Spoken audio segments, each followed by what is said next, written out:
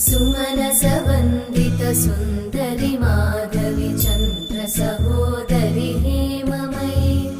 मुनिगणवन्दित मोक्षप्रदायिनि मञ्जुळभाषिणि वेदनुते पङ्कजवासिनि देव सुपूजित सद्गुणवर्षिणि